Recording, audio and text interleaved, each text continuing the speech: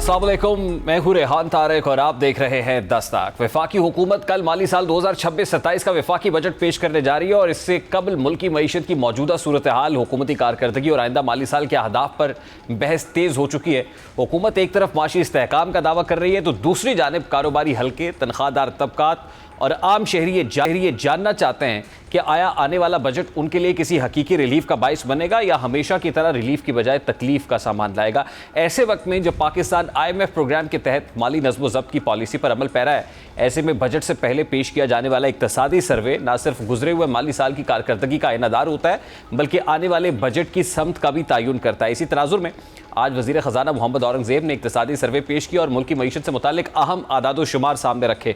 वज़ीर ख़जाना मोहम्मद औरंगज़ेब का इक्तसादी सर्वे पेश करते हुए कह रहा था कि पाकिस्तान तरक्की की शरह 3.7% रही, जबकि तवक्को की जा रही थी कि रवा वाली साल में शरह नमू 4% से तजावुज़ कर जाएगी। वज़ीर ख़जाना ने इस मौके पर करंट अकाउंट डेफिसिट में नुमाया कमी, महंगाई में कमी, ज़र मुबादला के ज़खायर में बेहतरी और माशी इस्तेहकाम को हुकूमती कामयाबी करार दिया।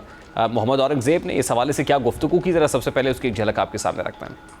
The tariff uncertainty was there, but the other two factors were not in the picture. जो सारे challenges थे, इन्होंने पाकिस्तान की resilience का इम्तहान लिया और जहाँ तक मेरा ताल्लुक है, हम उस इम्तहान पे पूरी तरह सही तरीके से हम उसके साथ नंबर आजमा भी हुए। जो माली साल 2026 में GDP ग्रोथ वो ऑलरेडी जिक्र हो चुका है, 3.7% रही।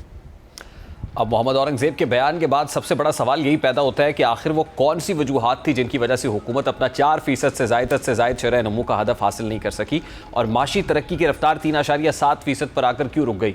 अगर इक्तसादी सर्वे की आदाद शुमार का गहराई से जायज़ा लिया जाए तो बज़ाहिर वाज़ेह होता है कि गुज़श्ता बरस के मुकाबले में माशी सरगर्मियों में कुछ बेहतरी ज़रूर आई है, लेकिन मईशत अभी भी मतलूबा रफ्तार हासिल नहीं कर सकी है। 3.7% की शरह नमू बज़ाहिर हुकूमत के लिए मस्बत नज़र आती है, लेकिन हकीकत यह है कि पाकिस्तान जैसी आबादी रखने वाली मईशत के लिए 3.7% शरह नमू रोज़गार, आमदनी और गुर्बत में कमी के अहदाफ के लिए नाकाफ़ी समझी जाती है। माशी माहिरीन के मुताबिक पाकिस्तान को मुस्तकिल बुनियादों पर कम अज़ कम 6 से 7% सालाना शरह नमू दरकार है ताकि रोज़गार के नए मौक़े पैदा हों और आबादी में इजाफे के असरात का मुकाबला किया जा सके। बहरहाल इक़्तिसादी सर्वे का एक और अहम पहलू कर्ज़ों के हजम का भी है। इस हवाले से सरकारी आदाद शुमारी बताते हैं कि मुल्क का मजमूई कर्जा GDP के 68.5% तक पहुँच चुका है। गो के बाज़ माहिरीन के नज़दीक माजी के मुकाबले में कर्ज़ों के तनासुब में कुछ इस्तेहकाम देखा जा रहा है, लेकिन ये सतह अब भी काफ़ी बुलंद है। कर्ज़ों का बढ़ता हुआ बोझ हुकूमत के माली वसाइल का बड़ा हिस्सा सूद की अदायगियों की नज़र कर देता है। यही वजह है कि हर बजट में तरक्याती अखराजात और अवामी फलाह के मनसूबे महदूद होते जा रहे हैं, जबकि कर्ज़ों की अदायगियों के लिए मख्तस रकम मुसलसल बढ़ रही है। जब तक मईशत की रफ्तार तेज़ नहीं होती और टैक्स नेट में खातिर खा इजाफा नहीं होता, कर्ज़ों पर इन्हिसार कम करना आसान नहीं होगा। बहरहाल वज़ीर ख़जाना ने अपनी तकरीर में बरामदात के शोबे में मौजूद कमज़ोरियों का भी एतराफ़ किया है। गो के बाज़ शोबों खुसूसन टेक्सटाइल में बहाली के आसार नजर आए, लेकिन मजमूई तौर पर बरामदात वो रफ्तार हासिल नहीं कर सकी जिसकी तवक्को की जा रही थी। पाकिस्तान की मईशत का एक बुनियादी मसला यही है कि दरामदात में इजाफा निस्बतन तेज़ी से होता है, जबकि बरामदात की रफ्तार महदूद रहती है क्योंकि तवानाई की बुलंद लागत, पैदावारी अखराजात, टैक्स मसाइल और आलमी मंडी में सख्त मुकाबला पाकिस्तानी बरामद कुनंदगान के लिए एक बड़ा चैलेंज बने हुए हैं। यही वजह है कि हुकूमत को मुसलसल तिजारती खसारे का सामना करना पड़ता है। अब देखा जाए तो वज़ीर ख़जाना ने अपनी तकरीर में यह भी दावा किया कि पाकिस्तान का करंट अकाउंट खसारा नुमाया कमी के बाद सिर्फ $252 मिलियन रह गया है। बज़ाहिर ये एक मस्बत पेशरफ्त है, लेकिन हकीकत यह है कि करंट अकाउंट खसारे में कमी सिर्फ बरामदात बढ़ने की वजह से नहीं, बल्कि इसमें दरामदात पर सख्त कंट्रोल, बुलंद शरह सूद, महदूद माशी सरगर्मियों और बैरून मुल्क मुकीम पाकिस्तानियों की जानिब से बढ़ती हुई तरसीलात ज़र ने भी अहम किरदार अदा किया। यानी खसारे में कमी का एक हिस्सा माशी इस्तेहकाम की वजह से ज़रूर है, लेकिन एक बड़ा हिस्सा मईशत की निस्बतन सुस्त रफ्तार सरगर्मियों का भी नतीजा है। यही वजह है कि जैसे ही माशी सरगर्मियाँ तेज़ होंगी, दरामदात में इजाफा और करंट अकाउंट पर दोबारा दबाव आने का खदशा मौजूद रहेगा। अब अगर कल पेश किए जाने वाले वफाकी बजट को देखा जाए तो इत्तलात के मुताबिक बजट का मजमूई हजम 17,000 अरब रुपये से ज़ायद हो सकता है, जबकि तरक्याती बजट तकरीबन 3,669 अरब रुपये रखने की तजवीज़ ज़ेर गौर है। हुकूमत एक तरफ तरक्याती मनसूबों के ज़रिए माशी सरगर्मियों को फ़रोग़ देना चाहती है, तो दूसरी जानिब IMF की शराइत के बायस मालियाती खसारा महदूद रखने की भी पाबंद है। यही वजह है कि बजट में तवाज़ुन कायम रखना हुकूमत के लिए सबसे बड़ा चैलेंज होगा। फिर इसी तरह आइंदा बजट में हुकूमत की जानिब से तनख्वाहदार तबके के लिए इनकम टैक्स स्लैब में कमी की तजवीज़ को मुमकिना रिलीफ के तौर पर पेश किया जा रहा है। बिलाशुबा गुज़श्ता चंद बरसों में सबसे ज़्यादा टैक्स बोझ इसी तबके ने बर्दाश्त किया है। अगर टैक्स स्लैब में हकीकी और नुमाया कमी की जाती है तो लाखों मुलाजमीन को कुछ रिलीफ मिल सकता है। ताहम असल सवाल यह है कि क्या ये रिलीफ महंगाई के असरात को वाकई कम कर सकेगा? अगर बजट में बिलवास्ता टैक्सेस का बोझ बढ़ता है और मुख्तलिफ अशिया महंगी हो जाती हैं तो तनख्वाहदार तबके को मिलने वाला फ़ायदा महदूद हो सकता है। इसलिए असल असरात का अंदाज़ा बजट की मुकम्मल तफसीलात सामने आने के बाद ही हो सकेगा। इसी तरह सुपर टैक्स की शरह में 2% कमी और बरामदी शोबे पर आयद 1% एडवांस इनकम टैक्स खत्म करने की सिफारिश को कारोबारी बरादरी के लिए मस्बत इशारा समझा जा रहा है। बरामद कुनंदगान तवील अरसे से यह मौक़िफ़ इख्तियार करते रहे हैं कि इजाफी टैक्स और रिफंड्स में ताख़ीर उनकी मुसाबकती सलाहियत को मुतासर करती है। अगर हुकूमत वाकई ये टैक्स ख़त्म करती है तो इससे बरामदी शोबे को कुछ सहूलत मिल सकती है, सरमायाकारी का रुझान बेहतर हो सकता है और बरामदात बढ़ाने में मदद मिल सकती है। दूसरी जानिब सोलर पैनल्स, हाइब्रिड गाड़ियों और तकरीबन 20 से ज़ायद दीगर अशिया पर GST 18% तक बढ़ाने की तजवीज़ कई सवालात को जन्म दे रही है। ख़ास तौर पर सोलर पैनल्स पर टैक्स में इजाफा एक ऐसे वक्त में ज़ेरे गौर है जब मुल्क तवानाई बहरान और महंगी बिजली का सामना कर रहा है। अगर सोलर का निज़ाम महंगा होता है तो मुतबादिल तवानाई की जानिब मुंतकिली की रफ्तार मुतासर हो सकती है। इसी तरह हाइब्रिड कार्स पर इजाफी टैक्स माहौलियाती पॉलिसी और ईंधन की बचत के अहदाफ से भी मुतसादिम करार दिया जा सकता है। हुकूमत अगर एक तरफ रेवेन्यू बढ़ाने की कोशिश कर रही है तो दूसरी जानिब उसे ऐसे शुबों पर इजाफी बोझ के तवील मुद्दती असरात को भी मद्देनजर रखना होगा। अब अहम बात यह है कि आइंदा माली साल के लिए हुकूमत ने माशी शरह नमू का हदफ 4% और महंगाई का हदफ 8.2% रखने की तजवीज़ दी है। तब सवाल यह है कि क्या ये अहदाफ काबिल हुसूल भी हैं? अगर आलमी मंडी में तेल की कीमतें मुस्तहकम रहती हैं, सियासी इस्तेहकाम बरकरार रहता है और IMF प्रोग्राम कामयाबी से जारी रहता है तो ये अहदाफ हासिल किए जा सकते हैं। लेकिन किसी भी बैरूनी या अंदरूनी झटके की सूरत में सूरत हाल तब्दील हो सकती है।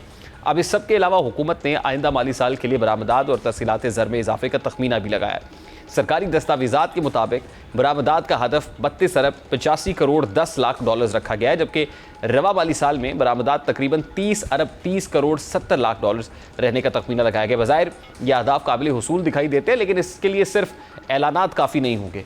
बरामदी सनद को सस्ती तवानाई, पॉलिसी तसलसल, माली सहूलतों और आलमी मंडियों तक बेहतर रसाई दरकार होगी। अगर ये बुनियादी मसाइल हल नहीं होते तो बरामदात के अहदाफ महज कागजी हद तक महदूद रह सकते हैं। यहाँ एक अहम तजाद ये भी सामने आता है कि हुकूमत बरामदात और तरसीलात ज़र में इजाफे की उम्मीद जाहिर कर रही है, लेकिन साथ ही दरामदात, तिजारती खसारे और करंट अकाउंट डेफिसिट में इजाफे का खदशा भी मौजूद है। इसका मतलब ये है कि माशी सरगर्मियों में बेहतरी के साथ दरामदी बिल भी बढ़ सकता है और असल चैलेंज यही होगा कि बरामदात की रफ्तार दरामदात से ज़्यादा तेज़ रखी जाए, वरना तिजारती खसारा मईशत पर दबाव डाल सकता है। अब इन तमाम माशी अहदाफ के दरमियान एक और अहम खबर यह है कि हुकूमत और IMF के दरमियान रियल एस्टेट सेक्टर के लिए रिलीफ पैकेज पर अब तक मुकम्मल इत्तफाक राय नहीं हो सका है। रियल एस्टेट पाकिस्तान की मईशत का एक बड़ा शोबा है जो दर्जनों सनतों को मुतासर करता है, लेकिन IMF मुसलसल इस शोबे में टैक्स छूट और बरात के हवाले से मोहतात रवैया इख्तियार किए हुआ है। अगर रियल एस्टेट को मतलूबा रिलीफ नहीं मिलता तो तामीराती सरगर्मियों की रफ्तार महदूद रह सकती है। ताहम IMF का मौक़िफ़ यह है कि टैक्स इस्तिस्ना की बजाय टैक्स नेट को वसी किया जाए ताकि महसूलात में पायदार इजाफा मुमकिन हो। अब देखा जाए तो इक़्तिसादी सर्वे और बजट से कबल सामने आने वाली तजावीज़ एक ऐसी मईशत की तस्वीर पेश करती हैं जो बहरान से निकलने की कोशिश तो कर रही है, लेकिन अभी मुकम्मल बहाली के मरहले तक नहीं पहुँच पाई। 3.7% शरह नमू, बुलंद कर्जे, महदूद बरामदी कारकर्दगी और IMF की शराइत अब भी हुकूमत के लिए बड़े चैलेंजेस हैं। ऐसे में कल पेश होने वाला बजट इस बात का तयन करेगा कि आया हुकूमत अवामी रिलीफ और मालियाती नज़्म-ओ-ज़ब्त के दरमियान तवाज़ुन कायम कर पाती है या नहीं। अगर बजट में हकीकी इस्लाहात, बरामदात के फ़रोग़, सरमायाकारी के मौक़े और टैक्स निज़ाम में बेहतरी पर तवज्जो दी गई तो मईशत आगे बढ़ सकती है। लेकिन अगर इक़दामात महज महसूलात बढ़ाने तक महदूद रहे तो अवाम और कारोबारी तबके की मुश्किलात बरकरार रहने का इम्कान मौजूद है। यही वो बुनियादी सवाल है जिसका जवाब कल पेश होने वाला वफाकी बजट देगा। अब ये आदादुशुमार जो इक़्तिसादी सर्वे में रखे गए हैं, एक कंपैरिजन दिया गया रवा माली साल से आइंदा माल के लिए जो अहदाफ मुकर्रर किए गए हैं ये कितने हकीकी हैं, इस पर बात करेंगे इस ब्रेक के बाद। हमारे साथ रहिए।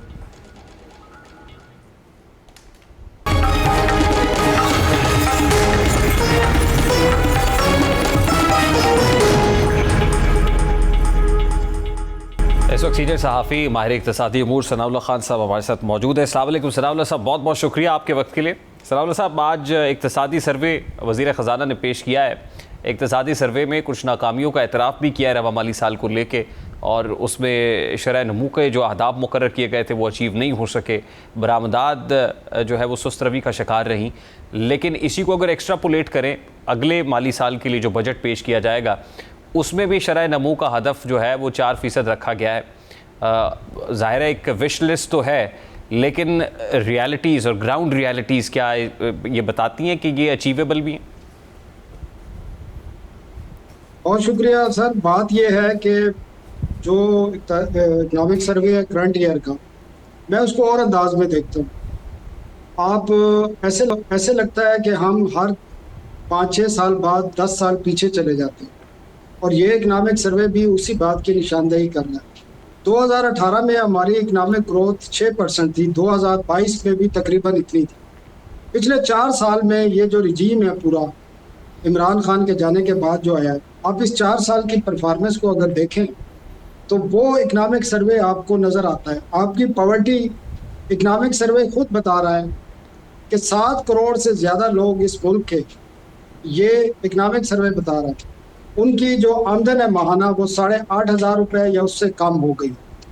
29% है आपकी टोटल पॉपुलेशन का जो ये बता रहे हैं। वर्ल्ड बैंक इसको 45% बताता है कि वो कहते हैं कि 11 करोड़ लोग पाकिस्तानी जो है वो बिलो द पॉवर्टी लाइन चले गए। तो आप किस इक्तिसादी तरक्की की बात कर रहे हैं? आपका ग्रोथ का टारगेट आप रख रहे हैं 4.2%, 3.7% हो रहा है। आपकी पॉपुलेशन ग्रोथ 2.5% है। तो ये तो आपकी टोटल ग्रोथ ही कंजम्पशन बेस्ड है, डोमेस्टिक कंजम्पशन बेस्ड आपकी ग्रोथ नजर आ रही है।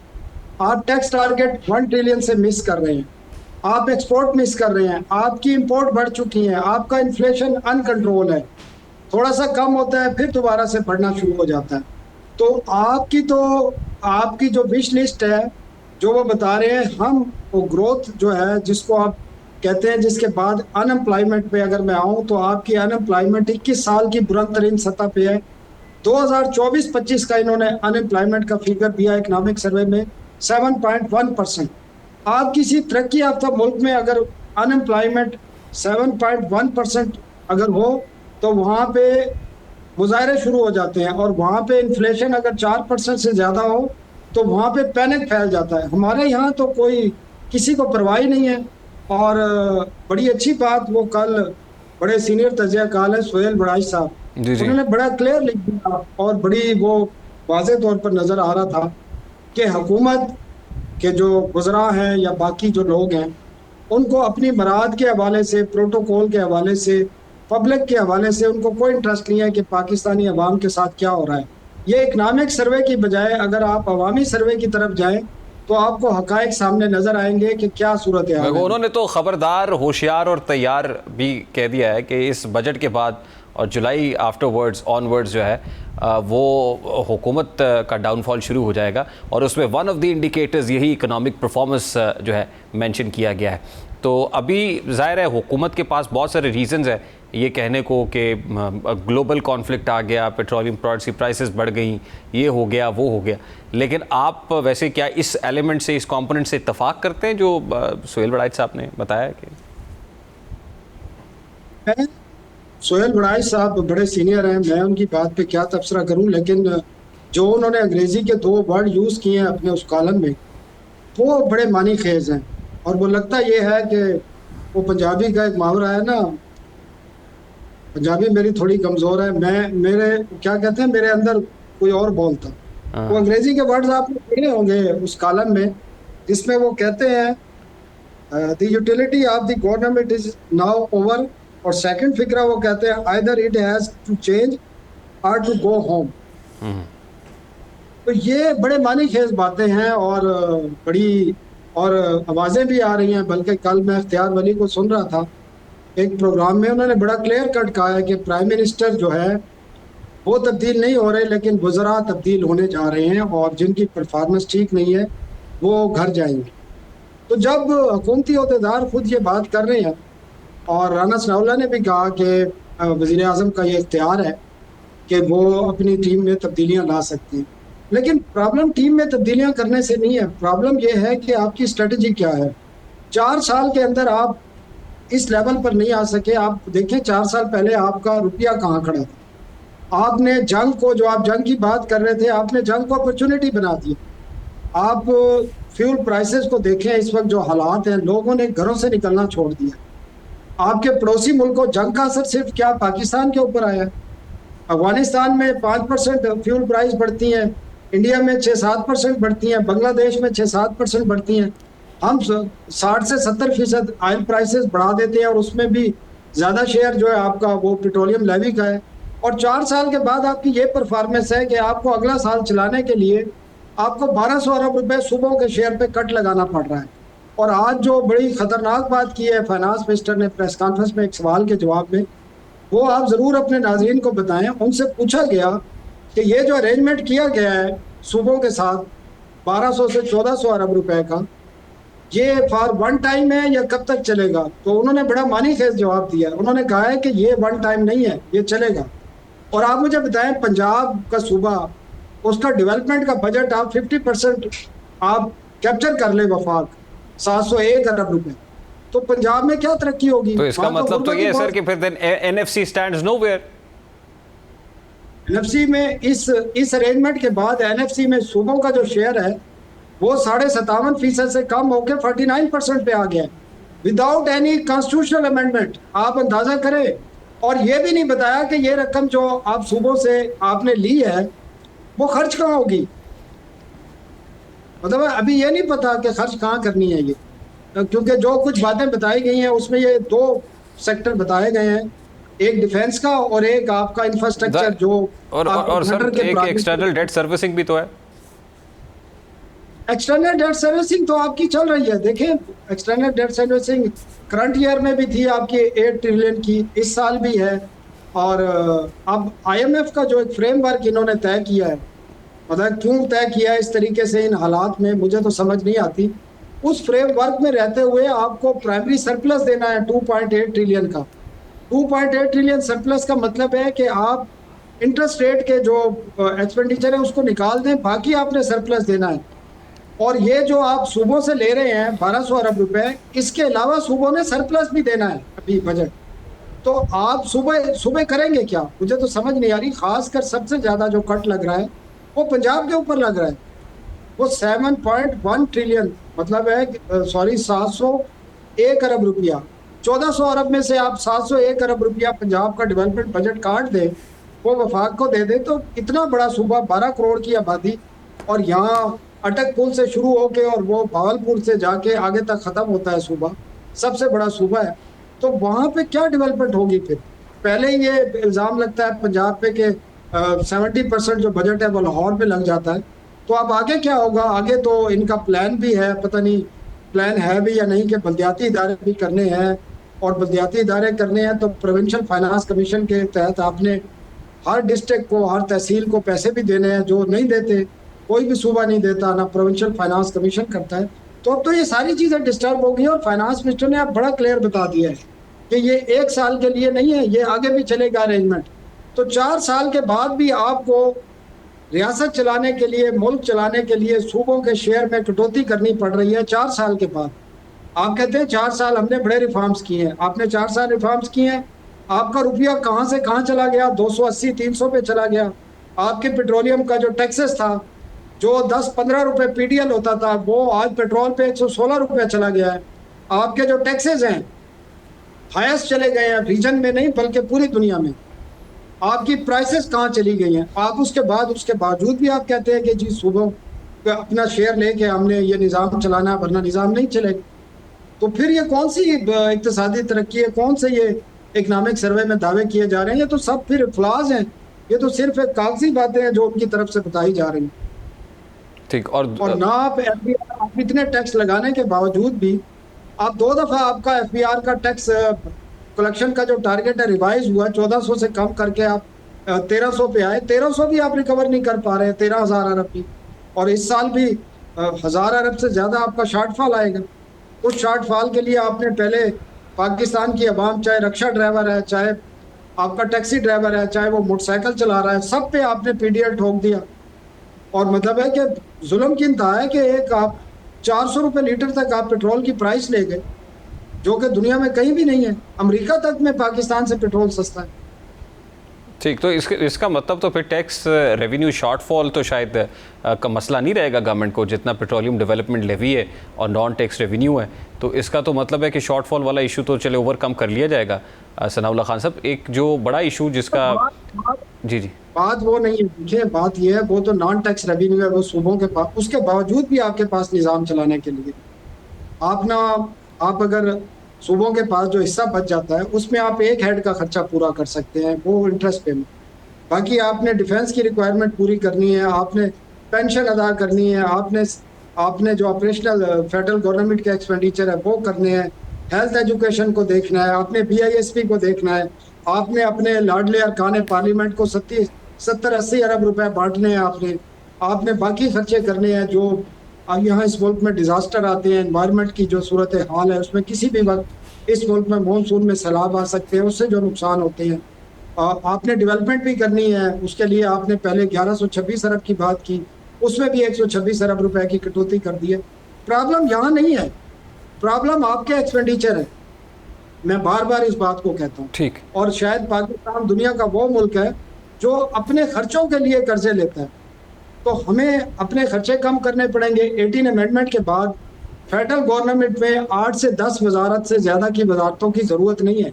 आपने 56 वजीर रखे हुए हैं, एक वजारत में 6 वजीर हैं, एडवाइजर है, मिनिस्टर है, स्टेट मिनिस्टर है, SAPM है, यार दोस्तों को ताल्लुकात की बुनियाद पर लोगों को वजीर रखा है जिनकी कोई यूटिलिटी नहीं है। तो फिर तो सुहेल वड़ाइच ने इस किस्म की बातें कहनी है कि यूटिलिटी खत्म हो चुकी है। बिल्कुल सही सनाउल्लाह खान साहब, मुझे कोई रोल नहीं है, लेकिन रखे हुए हैं उनको।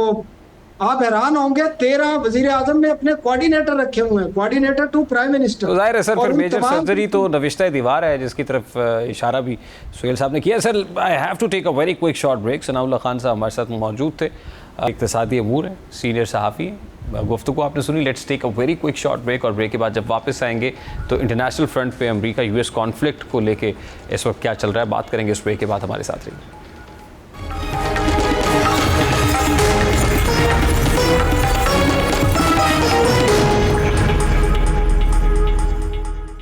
अमेरिका ईरान के खिलाफ फिर से जारहियत पर उतर आया है, जिसके बाद बज़ाहिर मुआहदे की उम्मीद दम तोड़ने लगी है, क्योंकि अमेरिका के नए हमलों के बाद ईरान ने मुज़ाकरात पर नज़र-ए-सानी करने का इंदिया दे दिया है। और ऐसे में सबसे बड़ा सवाल ये उठ रहा है कि अगर मौजूदा कशीदगी के बावजूद कोई नया अमन मुआहदा तय भी पाया जाता है तो क्या उसकी पायदारी और पासदारी की कोई हकीकी ज़मानत मौजूद होगी? यही वो सवाल है जो इस वक्त मशरिक़ वस्ता की बदलती हुई सूरत हाल के मरकज़ में खड़ा है। एक तरफ अमरीकी हमलों का सिलसिला दोबारा तेज़ होता दिखाई दे रहा है, जबकि दूसरी जानिब ईरान मुसलसल ये मौक़िफ़ इख्तियार कर रहा है कि उस पर दबाव डालकर किसी किस्म की सियासी या सिफारती रियायत हासिल नहीं की जा सकती। हालिया सूरत हाल में अमरीकी कार्रवाइयों, ईरानी जवाबी इक़दामात, आबनाए हुर्मुज़ में कशीदगी, मुज़ाकराती अमल पर बढ़ते हुए शकूक और आलमी सतह पर पैदा होने वाली बेयकीनी ने पूरे खित्ते को एक नए बहरान के दहाने पर ला खड़ा किया है। अब जैसा कि अमेरिका के ईरान पर ताज़ा हमलों के बाद खित्ते में सूरत हाल मज़ीद पेचीदा हो गई है, और अमरीकी कार्रवाइयों के नतीजे में ईरान ने खित्ते में मौजूद अमरीकी मफादात और फ़ौजी तनसीबात को निशाना बनाने का दावा किया है। ईरानी पासदारानी इनकलाब के मुताबिक कुवैत और बहरीन के एयर बेसेस समेत दीगर अमरीकी तनसीबात को हदफ बनाया गया है। दूसरी जानिब अमरीकी सेंटकॉम ने बाज़ ईरानी दावों की तरदीद करते हुए कहा है कि अमरीकी फ़ौज ने अपने दिफा के तहत कार्रवाइयाँ मुकम्मल की। ताहम ज़मीनी हकीकत यह है कि दोनों ममालिक एक मरतबा फिर ऐसे तसादुम की तरफ बढ़ते दिखाई दे रहे हैं जिसके असरात सिर्फ ईरान और अमरीका तक महदूद नहीं रहेंगे, बल्कि ये पूरे खित्ते को मुतासर कर सकते हैं। ये सूरत हाल इसलिए भी अहम है क्योंकि अमरीका एक बार फिर ईरान के ख़िलाफ़ जारहाना हिकमत अमली इख्तियार करता दिखाई दे रहा है, जिसके नतीजे में अमन मुआहदे या सफारती पेशरफ की उम्मीदें कमज़ोर पड़ रही हैं। जैसा कि सदर ट्रंप मुसलसल ये मौक़िफ़ इख्तियार कर रहे हैं कि अगर ईरान के साथ मतलूबा नौइयत की डील ना हुई तो इसके नताइज ईरान के लिए इंतहाई संगीन होंगे, और अपनी ताज़ा गुफ्तगू में भी उन्होंने फिर से इसी मौक़िफ़ को दोहराया है। इस वक्त senior defence analyst air commodore retired Khalid Chishti साहब ने भी ज्वाइन किया है। अस्सलाम वालेकुम sir, thank you very much for joining us. सबसे पहले तो बड़ा सादा सा सवाल है, अमरीका के ईरान पर एक बार फिर से हमले और ईरान की जानिब से अमरीका और खित्ते में अमरीकी मफादात को निशाना बनाया जाना, वो जो सीज़ फायर है, सीज़ फायर एग्रीमेंट कहाँ खड़ा है, और क्या खित्ता एक बार फिर जंग की तरफ जा रहा है? जी बहुत शुक्रिया रियान साहब, आपने इन्वाइट किया है। देखिए, अमेरिका के पास मिलिट्री ऑप्शंस कम होती जा रही हैं। फौज की तादाद तक मसले नहीं है, ना उनकी कैपेसिटी है, ना उनकी मिलिट्री पावर का मसला है। मसला ये है कि जब मिलिट्री ऑपरेशन किया जाता है या जंग छेड़ी जाती है या हमला किया जाता है तो आपने फिर मिलिट्री ऑब्जेक्टिव हासिल करने होते हैं उस मिलिट्री में। 40 दिन तक एक super power back by Israel वो मिलिट्री ऑब्जेक्टिव हासिल नहीं कर पाई, और इसी वजह से आपने देखा कि ईरान को एक न्यू फाउंड लिवरेज मिला है कि इतनी बड़ी सुपर पावर उसका मुकाबला करके ईरान ने सस्टेन किया। इस वजह से अमेरिकन को वो लिवरेज नहीं मिल रहा, और अब इजराइल भी ये प्रेशर डालता रहता है कि ईरान के खिलाफ ये जंग किसी न किसी शक्ल में ना पीस की तरफ जाए ना वॉर की तरफ जाए, क्योंकि इजराइल समझता है कि ऐसी एक विंडो वल्नरेबिलिटी खुली रहनी चाहिए जिसके तहत ये हमले एज एंड व्हेन बेसिस पर इजराइल और अमेरिका करता रहे। लेकिन मैं ऑल आउट जंग की तरफ इसलिए नहीं जाता, देखता कि अगर जंग शुरू भी कर लेंगे तो I am sure military adviser president Trump के लिए उनको बताने में जरूर नहीं हिचकिचाएंगे कि आप टेक होम फिर भी एक ट्रॉफी नहीं ला सकेंगे। तो आई थिंक ये इसी तरह चलता रहेगा, प्रेशर माउंटिंग टैक्टिक्स हैं, और ये बाय द वे बातचीत का भी हिस्सा होता है। जब आप नेगोशिएशन पर जाते हैं आप तो समझते हैं कि जो आपके मुखालिफ हैं वो आपकी बात नहीं मान रहा, तो आप सिंबॉलिक स्ट्राइक करके अपनी पावर, शो ऑफ स्ट्रेंथ और एक डिस्ट्रक्शन की इंटेंसिटी बताकर भी मुखालिफ को मजबूर करते हैं अपनी कैपेबिलिटी साबित करके। तो ये उसी की कंटिन्यूएशन है। मेरा ख्याल है कि ऑल आउट वॉर जाने का कोई कॉन्सेप्ट समझ नहीं सर, ईरान की तरफ से जो रिस्पांस आ रहा है वो तो ये कह रहे हैं कि वो जानते हैं कि हमें अब मतलूबा नताइज हासिल करने के लिए हम पर दबाव डाला जा रहा है या मर्जी की डील के लिए ये सब कुछ किया जा रहा है, हम बिल्कुल वो नहीं करेंगे जो हमसे जिसके लिए हमें प्रेशराइज किया जा रहा है। तो Iran is very much clear about it, और ईरान तो एक बार फिर से रिटेलिएट कर रहा है। तो ये जो प्रोलॉन्ग्ड किस्म की जो मुज़ाकरात हैं या the matter is still hanging there, इसका फ़ायदा किसको? Who is the beneficiary and who is the loser? देखिए दोनों को नुकसान है। इकोनॉमी ईरान की भी इफेक्ट हो रही है, उसकी ऑयल एक्सपोर्ट कॉम्प्रोमाइज हुई है, लेकिन अमेरिका को अपने इमेज के अलावा दुनिया में जो एस्केलेशन खासतौर पर ऑयल प्राइसेस में हो रही है, उनको डोमेस्टिक पॉलिटिक्स का सामना करना है, नेगेटिव एम्बैरेसमेंट हो रही है उनके लिए, अप्रूवल रेटिंग कम हुई है। आई थिंक दोनों समझते हैं कि सीज फायर की दूसरे को ज्यादा जरूरत है, लेकिन मेरा ख्याल ये है कि प्रेसिडेंट ट्रम्प को ज्यादा जरूरत इसलिए है कि उनका इलेक्शन आया खड़ा सर पर, ऑयल की प्राइसेस कंट्रोल नहीं हो रही, पूरी दुनिया में अगर कोई ब्लेम हो रहा है इन तमाम प्राइसेस का, और अभी तो सिर्फ डेली कमोडिटीज की, यूरिया की, अन्य फूड प्रोडक्ट्स की नहीं बढ़ी डायरेक्टली, इस तरह ऑयल की सिर्फ बढ़ी है। आने वाले वक्तों में ये इंटेंसिटी और बढ़ती जाएगी, प्रेसिडेंट ट्रम्प पर और ज्यादा नुक्ताचीनी होगी, और ईरान तो जाहिर है इस वक्त डिफेंसिव मोड में है, लेकिन ईरान के पास भी ऑप्शन नहीं है एक प्रोलॉन्ग जंग लड़ने के लिए, क्योंकि उनकी बड़ी डिस्ट्रक्शन हो चुकी है। लेकिन आउट ऑफ द टू मेरा ख्याल है कि प्रेसिडेंट ट्रम्प को ज्यादा जल्दी है, लेकिन इजराइल के प्राइम मिनिस्टर को बिल्कुल जल्दी नहीं है। वो चाहते हैं कि इसी तरह स्टेलमेट रहे और ओपन एंडेड रहे, ताकि ना सीज फायर हो ना वॉर हो, और वो जैसे मैंने कहा कि विंडो ऑफ अपॉर्चुनिटी खुली रहनी चाहिए इजराइल के पास। तो आई थिंक सिचुएशन ये चल रही है। And for how long it may go sir? Depends American president कितनी जल्दी ब्लिंक करते हैं या वो कितना प्रेशर लेने की पोजीशन में हैं, क्योंकि वो उन पर इंटरनली भी बहुत प्रेशर है और एक्सटर्नली भी बहुत प्रेशर है। आपने देखा अमेरिका रोज बरोज लेस रेलेवेंट होता जा रहा है जो जंग से पहले था, और पीस बोर्ड आपको याद होगा जब अमेरिकन प्रेसिडेंट कितने पावरफुल थे, और जंग शुरू होने से पहले प्रेसिडेंट बहुत ज्यादा कहते थे कि मैं ये नतीजा हासिल कर लूंगा, मैं डेवस्टेशन कर दूंगा, मैं सिविलाइजेशन खत्म कर दूंगा। तो अब ओवर लास्ट ऑलमोस्ट 4 मंथ्स हमने देखा कि वो भरम टूट गया है। अब जापान है, कोरिया है, इंडिया है, जो ट्रेडिशनली अमेरिका के एलाई होते थे, वो डायरेक्ट ईरान के साथ निगोशिएशन में मसरूफ हैं ताकि सेफ पैसेज किया जाए। यूरोप ने एक किस्म का इंडिपेंडेंस हासिल कर लिया, एक डोमिनेंस थी। नेटो ऑलमोस्ट इनइफेक्टिव हो गया है। कनाडा के ताल्लुकात देख लें किस नहज पर पहुंच गए हैं। तो आई थिंक प्रेसिडेंट ट्रम्प की वो जो इन्फ्लुएंस था वो कमजोर हुआ है। ईरान का इन्फ्लुएंस ओवरऑल दुनिया में बड़ा है बिकॉज ऑफ मेनी रीजन, जैसे मैं सर्वाइवेबिलिटी, स्टेट ऑफ हॉर्मोज, और जंग को जो रीजनलाइज उन्होंने कामयाबी से किया, इन वजूहात। ठीक है sir, lastly and very quickly, Pakistan की डिप्लोमेटिक एफर्ट्स कहाँ खड़ी हैं इस सारी सिनेरियो में? देखिए ये बड़ा तहम्मुल का काम होता है, परसुएशन का होता है, क्योंकि आपके हाथ में लीवरेज नहीं होता, बटन नहीं होता, ऑन ऑफ डिप्लोमेसी बड़ी प्रोलॉन्ग एक प्रोसेस होता है। और मैंने कहा बड़ा कूल माइंडेडनेस चाहिए होता है। पाकिस्तान ने इंतहाई अच्छे अंदाज में ये लीवरेज को यूज किया है, जो दोनों का ट्रस्ट था पाकिस्तान पर, और ये कंटिन्यूड एफर्ट होती है। जाहिर है आपने गैप ब्रिज करना होता है एक्सपेक्टेशंस का और ग्राउंड रियलिटी के दरमियान दोनों तरफ का। तो ये बहुत ही चैलेंजिंग होता है, खासतौर पर जैसे मैंने कहा कि दुनिया में कम ही मुल्क हैं जिन पर दोनों मुल्क इस लेवल का ट्रस्ट करते हैं और कंफर्ट रखते हैं। तो आई थिंक पाकिस्तान को एक कंटिन्यू अपनी एफर्ट और रिजॉल्व के साथ कंटिन्यू रहना पड़ेगा, लेकिन इसमें शो स्पॉइलर बहुत है, इसमें तो कोई शक नहीं है।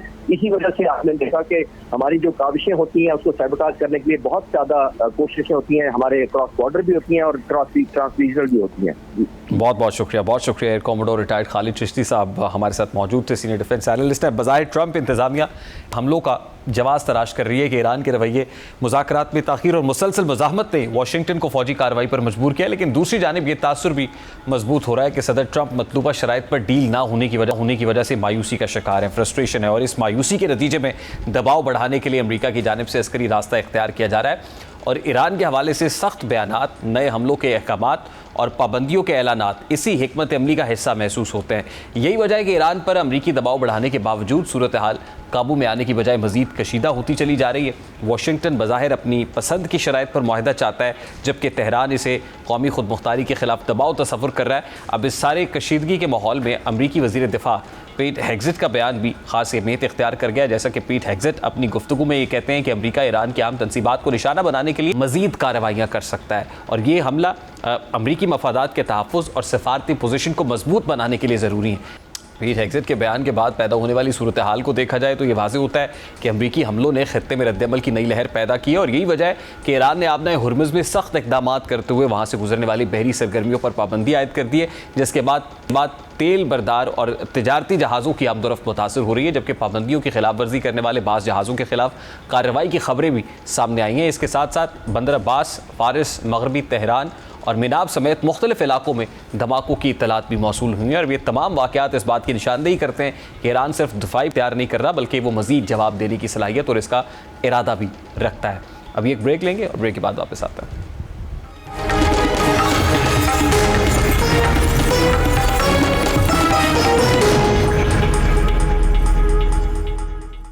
लाहौर में पेश आने वाला तेज़ाब गर्दी का ताज़ा वाक़या एक बार फिर उस तल्ख़ हकीकत को सामने लाया है कि माशरे में ज़ाती रंजिश, गुस्से और इंतकामी जज्बात बाज़ औक़ात ऐसे संगीन जराइम की शक्ल इख्तियार कर लेते हैं जिनके असरात सिर्फ चंद लम्हों तक महदूद नहीं रहते बल्कि मुतासर अफराद की पूरी ज़िंदगी को मुतासर कर देते हैं। जैसा कि रंग महल के इलाके में मुलजिम की जानिब से जमजम पिलाने का झांसा देकर दुकान में मौजूद अफराद पर तेज़ाब फेंकने का वाक़या ना सिर्फ इंतहाई अफसोसनाक है बल्कि इस बात की निशानदही भी करता है कि मामूली तनाज़ात और झगड़े किस तरह ख़तरनाक जराइम में तब्दील हो सकते हैं। गो के खुशाइन बात यह है कि तमाम ज़ख्मी अफराद की हालत ख़तरे से बाहर बताई जा रही है, ताहम ऐसे वाक़यात माशरे में अदम तहफ़्फ़ुज़ के एहसास को बढ़ाते हैं और कानून नाफिज करने वाले इदारों के लिए भी एक बड़ा चैलेंज बन जाते हैं। तेज़ाब गर्दी को दुनिया भर में उन जराइम में शुमार किया जाता है जो सिर्फ जिस्मानी नुकसान तक महदूद नहीं होते बल्कि मुतासर फ़र्द की ज़हनी, नफ्सियाती और समाजी ज़िंदगी पर भी गहरे असरात मुरतब करते हैं। तेज़ाब जिस्म को शदीद नुकसान पहुँचाता है, चेहरे और जिस्म के दीगर हिस्सों को मुस्तकिल तौर पर मुतासर कर सकता है और कई मरतबा तो मुतासरीन को उम्र भर में इलाज और बहाली के मराहिल से गुजरना पड़ता है। यही वजह है कि इंसानी हुकूक की तंजीमें तेज़ाब गर्दी को इंतहाई सफाक और गैर इंसानी जुर्म करार देती आई हैं। पाकिस्तान में गुज़श्ता चंद बरसों के दौरान कानून साजी और आगाही मुहिम्मात के बाइस ऐसे वाक़यात में मजमूई तौर पर कमी ज़रूर आई है, लेकिन जब भी कोई नया वाक़या सामने आता है तो ये वाज़ेह होता है कि मसला अभी मुकम्मल तौर पर ख़त्म नहीं हुआ। ऐसे में लाहौर में तेज़ाब गर्दी के ताज़ा वाक़े का एक अहम पहलू ये भी है कि इब्तदाई तहकीकात के मुताबिक मुलज़िम ने महज 5 रोज़ कबल होने वाली गालम गलोच और बदतमीज़ी की रंजिश पर यह हमला किया है। यह मामला इस जानिब इशारा करता है कि हमारे माशरे में तनाज़ात को हल करने के लिए पुरअमन और कानूनी तरीक़ों की बजाय बाज़ अफराद इंतकाम को तरजीह देते हैं। मामूली झगड़ों को संगीन जराइम में तब्दील होने से रोकने के लिए सिर्फ सख्त कवानीन काफ़ी नहीं बल्कि समाजी रवैयों में तब्दीली, बर्दाश्त, मुकालमे और तनाज़ात के पुरअमन हल की सकाफ़त को भी फ़रोग़ देना ज़रूरी है। अगर अफराद ये समझने लगे कि ज़ाती रंजिश का जवाब तशद्दुद नहीं बल्कि कानून के ज़रिए दिया जा सकता है तो ऐसे वाक़यात की रोकथाम में मदद मिल सकती है। बहरहाल ये वाक़या एक ऐसे वक्त में पेश आया है जब चंद रोज़ कबल कोयटा में भी तेज़ाब गर्दी का एक इंतहाई तशवीशनाक वाक़या सामने आया था, जहाँ एक लेडी डॉक्टर पर तेज़ाब फेंका गया। इस वाक़े ने तबी बरादरी समेत पूरे मुल्क में तशवीश की लहर पैदा कर दी थी, क्योंकि एक ऐसे फ़र्द को निशाना बनाया गया जो माशरे को सेहत की सहूलियात फराहम करने में मसरूफ़ था। कोयटा और लाहौर के वाक़यात गो कि अपनी नौइयत और मुहर्रिकात के एतबार से मुख्तलिफ हो सकते हैं, लेकिन दोनों इस बात की निशानदेही करते हैं कि तेज़ाब अब भी बाज़ अनासर के हाथ में ख़तरनाक हथियार के तौर पर इस्तेमाल हो रहा है। ये सूरत हाल कानून नाफिज करने वाले इदारों और पॉलिसी साजों के लिए एक वाज़ेह पैगाम है कि तेज़ाब की खरीदो फरोख्त, ज़ख़ीरा करने और इस्तेमाल के हवाले से मौजूदा कवानीन पर मज़ीद सख्ती से अमल दरामद की ज़रूरत है। दूसरी जानिब लाहौर पुलिस की जानिब से फौरी कार्रवाई करते हुए मुलज़िम की गिरफ्तारी एक मस्बत पेशरफ ज़रूर है। माजी में ऐसे कई मुकदमात में ताख़ीर से होने वाली कार्रवाई मुतासरीन और उनके ख़ानदानों के लिए मज़ीद मुश्किलात का बाइस बनती रही है, लेकिन अगर इस तरह के मामलात के अंदर करार वाक़ई सज़ा दी जाए, मुलज़िमान को मंतकी अंजाम तक पहुँचाया जाए और उसको एक टेस्ट केस बनाया जाए तो यकीनन मुस्तक़बिल में ऐसे वाक़यात की रोकथाम हो सकती है। प्रोग्राम के वक्त पहुँचे, आपसे मुलाकात होगी इंशाअल्लाह कल। अपना रखिए ख्याल। अल्लाह हाफ़िज़।